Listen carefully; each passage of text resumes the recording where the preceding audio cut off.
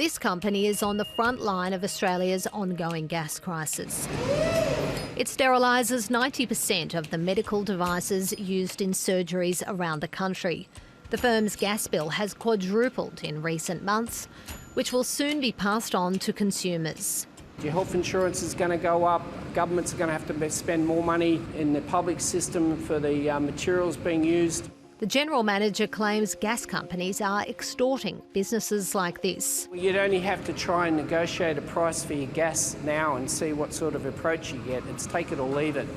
You really don't have a choice. Energy analysts say Sturtec's experience is backed up by a scathing report from the consumer watchdog. It described cartel-like behaviour from the East Coast gas exporters, led by Santos, Origin and Shell. Because of the deliberate strategy to expose Australian consumers to global prices, Australian households and businesses and industry, particularly manufacturing, are paying literally billions of dollars more. In May, a cap was imposed to stop gas prices hitting $800 a gigajoule on the East Coast. In July, they rose to almost $60, before plummeting to just over $10 after the watchdog's report. The industry says extra supply came onto the market after maintenance on LNG export facilities. They've simply flooded the market in the short term, responding to political pressure.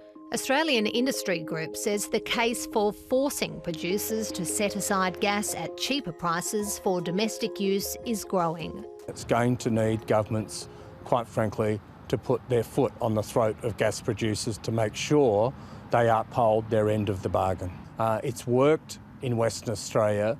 There's no reason to think that if push comes to shove, it couldn't work nationally. Other analysts are calling for a windfall profits tax on gas companies, like the UK has introduced. It removes the incentive for the LNG producers to export all their excess gas overseas to cash in on high gas prices. The gas crisis also affects electricity prices. That's because gas-fired plants like this, which step in to smooth the demand for energy when coal plants are down and there's not enough renewables, become much more expensive to run. Those costs are passed on to households and businesses. The peak body for the industry says there's no gas cartel or collusion to fix prices on the East Coast.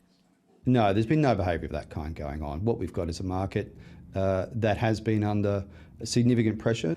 The invasion of the Ukraine and the international geopolitical tensions and disruptions to the energy market. If it walks like a duck, quacks like a duck, waddles like a duck, it is a duck.